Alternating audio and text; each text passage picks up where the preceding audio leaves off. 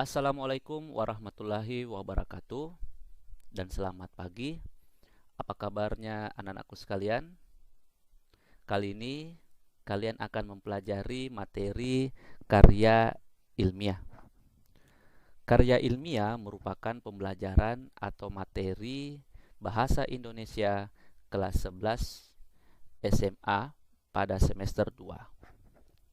Penting kalian mempelajari materi ini karena ada beberapa profesi yang mengharuskan pembuatan karya ilmiah. Sedangkan dalam tingkatan SMA, karya ilmiah dijadikan sebagai laporan hasil pelaksanaan tugas sekolah yang nantinya dikumpulkan ke guru bidang studi. Nah, berarti penulisan karya ilmiah ini sangat bermanfaat bagi kita. Video ini akan membahas mengenai definisi karya ilmiah, ciri-ciri, jenis-jenisnya, dan contoh karya ilmiah berdasarkan jenisnya. Untuk itu, kalian simak video ini dengan baik. Dalam kehidupan sehari-hari, kita dituntut untuk bisa bersikap dan melakukan kegiatan-kegiatan ilmiah. Kegiatan-kegiatan ilmiah tidak lepas dari kegiatan menganalisis sesuatu. Sebuah analisis merupakan sebuah hasil dari penelitian akan sesuatu yang berdampak kepada khalayak. Untuk itu, kegiatan analisis inilah yang nantinya akan membentuk suatu karya yang bersifat ilmiah. Jadi karya yang bersifat ilmiah tidak lepas dari kegiatan menganalisis. Selanjutnya, kita akan melihat pengertian karya dalam KBBI. Jadi karya dalam KBBI merupakan hasil perbuatan, buatan atau ciptaan yang berhubungan dengan hasil karangan. Sedangkan ilmiah itu sendiri merupakan kata sifat yang artinya bersifat ilmu, secara ilmu pengetahuan, memenuhi syarat kaidah ilmu pengetahuan. Jadi dapat kita simpulkan bahwa karya ilmiah adalah tulisan yang berisi tentang fenomena atau peristiwa yang ditulis berdasarkan kenyataan, bukan fiksi. Misalnya, tulisan tentang pengetahuan, alam sekitar, teknologi, seni yang diperoleh melalui studi kepustakaan, penelitian, atau pengalaman di lapangan dan pengetahuan orang lain sebelumnya. Selanjutnya, kita akan membahas mengenai ciri-ciri karya ilmiah. Yang pertama, penjelasan yang disajikan secara masuk akal atau logis. Artinya, isinya dapat dipahami dan dibenarkan oleh akal sehat, antara lain didasari oleh hubungan sebab akibat. Yang kedua itu kebenaran dapat diuji atau faktual. Maksudnya, kebenaran di dalamnya didasarkan kenyataan yang sesungguhnya atau tidak imajinatif. Yang ketiga disusun dengan memenuhi unsur-unsur atau kerangka kelengkapan akademis secara lengkap, urut dan berkesinambungan atau sistematis. Maksudnya, susunan teks itu teratur dengan pola yang baku, dimulai dengan pendahuluan, diikuti dengan pembahasan, dan diakhiri dengan simpulan. Yang keempat, masalah yang dikupas dengan terperinci dan lengkap. Yang kelima, menggunakan bahasa baku sesuai ejaan yang disempurnakan, tata tulis sesuai kaidah bahasa. Jadi ini adalah merupakan ciri-ciri dari karya ilmiah. Selanjutnya kita akan membahas mengenai jenis-jenis karya ilmiah. Yang pertama adalah karya ilmiah populer. Dikatakan populer karena topiknya akrab dengan masyarakat umum. Bentuknya mana suka, yaitu berbentuk paragraf dan ringkas. Selanjutnya gaya bahasa populer, yaitu menggunakan bahasa media atau bahasa jurnalistik. Keempat, dimuat di media massa online atau cetak seperti surat kabar, majalah, dan tabloid. Selanjutnya kita akan membahas contoh karya ilmiah populer. Jadi contohnya ini ada 3, seperti esai, artikel ilmiah, dan opini. Adapun contoh yang saya berikan ini opini dalam surat kabar. Jadi kita bisa melihat dalam surat kabar ini ada bagian khusus untuk opini, yaitu memuat tentang karya ilmiah berbentuk populer. Jadi kalian bisa melihat nanti di surat kabar contoh karya ilmiah berbentuk populer. Selanjutnya kita akan membahas yang kedua, karya ilmiah semi formal. Semi merupakan imbuhan yang berasal dari kata asing atau berbentuk terikat, artinya setengah atau sebagian. Sedangkan formal ini berarti kata sifat sesuai dengan peraturan yang sah menurut ada kebiasaan yang berlaku atau resmi. Jadi kita dapat simpulkan bahwa semi formal berarti setengah formal atau setengah resmi. Di dalam karya ilmiah, penulisannya sudah menggunakan penulisan yang terstruktur, tetapi unsur-unsur atau kerangkanya tidak selengkap bentuk formal. Untuk lebih jelasnya, kita akan lihat contohnya dulu. Jadi contohnya itu merupakan makalah dan laporan biasa. Laporan biasa ini biasa dibuat oleh pelajar, contohnya laporan praktikum dalam mata pelajaran biologi. Ini adalah unsur-unsur dari kerangka makalah, ya. Jadi makalah itu sendiri merupakan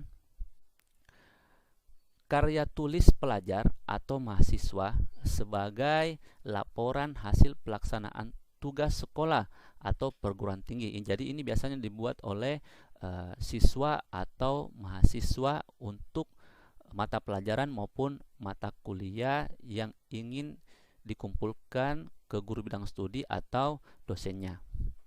Jadi selanjutnya kerangka itu sendiri adalah sebagai ilustrasi, ya. Jadi tubuh manusia ini jika tidak ada kerangka, hanya daging, tidak mungkin bisa berdiri sendiri, ya. Jadi seperti halnya daun, itu juga pasti ada kerangkanya. Begitu pula dengan karya tulis ilmiah butuh kerangka karena menjadi acuan atau dasar sehingga dapat membentuk karya tulis ilmiah yang lengkap dan terstruktur. Jadi tidak boleh keluar dari kerangka ini, ya, ketika ingin membuat sebuah karya tulis ilmiah berbentuk makalah. Jadi untuk kerangka makalah itu sendiri terdiri atas 3, bagian awal, bagian inti, dan bagian akhir. Bagian awal terdiri atas halaman sampul, daftar isi, dan bagian inti terdiri atas pendahuluan, ada latar belakang, rumusan masalah, tujuan penulisan makalah, dan 4, manfaat penulisan makalah. Selanjutnya di bab 2 ada pembahasan. Ini hakikat membaca dan jenis-jenis membaca. Jadi ini disesuaikan dengan tema, topik, dan judul yang diambil. Selanjutnya ada bab 3 penutup, itu simpulan dan saran. Dan terakhir di bagian akhir ada daftar rujukan atau daftar pustaka dan lampiran. Jadi ini adalah salah satu contoh sampul yang dibuat oleh mahasiswa, ya. Seperti itu. Selanjutnya kita akan membahas karya ilmiah berbentuk formal, ya. Jadi formal itu sendiri tadi artinya adalah resmi. Jadi kita dapat simpulkan formal itu sendiri dalam karya tulis ilmiah yang berbentuk formal menggunakan penulisan yang terstruktur dengan unsur-unsur atau kerangka yang lengkap. Berbeda halnya tadi dengan berbentuk semi formal. Selanjutnya kita akan membahas mengenai karya ilmiah berbentuk formal. Jadi tadi kesimpulannya berbentuk formal itu struktur penulisannya lengkap, ya. Sebagai contoh skripsi. Jadi skripsi ini merupakan karangan ilmiah yang wajib ditulis oleh mahasiswa sebagai bagian persyaratan akhir pendidikan akademisnya. Jadi untuk mendapatkan gelar S1 dia harus membuat, mahasiswa ini harus membuat skripsi. Sedangkan untuk mendapatkan gelar S2 mahasiswa ini harus membuat tesis, dan untuk mendapatkan gelar S3 atau doktor mahasiswa ini harus membuat karya tulis di akhir studinya, yaitu disertasi. Jadi jelas sampai sini, ya anak-anak. Selanjutnya saya akan membahas sistematika penulisan skripsi. Adapun jenis penelitian yaitu jenis penelitian tindakan kelas. Ini biasanya dibuat oleh guru atau mahasiswa dalam ketika mengambil jurusan keguruan, ya. Jadi sistematikanya terbagi atas 3, bagian awal, bagian inti, dan bagian akhir. Di bagian awal ada halaman sampul, halaman judul, lembar pengesahan panitia ujian, halaman pengesahan pembimbing, lembar persetujuan pembimbing, surat pernyataan keaslian tulisan, surat perjanjian penulis, abstrak, kata pengantar, daftar isi, daftar tabel, daftar gambar, daftar lampiran, dan daftar lainnya jika diperlukan. Selanjutnya di bagian inti berisi inti isi skripsi yang meliputi bab 1 pendahuluan, terdiri atas latar belakang, perumusan masalah, tujuan penulisan, tujuan penelitian, dan manfaat penelitian. Jadi berbeda halnya dengan makalah tadi. Jika di makalah itu tujuan penulisan, sedangkan di skripsi tujuan penelitian dan manfaat penelitian. Selanjutnya di bab 2 ada kajian pustaka. Kajian pustaka ini terdiri atas 3. Yang pertama teori-teori pendukung, yang kedua kerangka pikir, yang ketiga adalah hipotesis tindakan.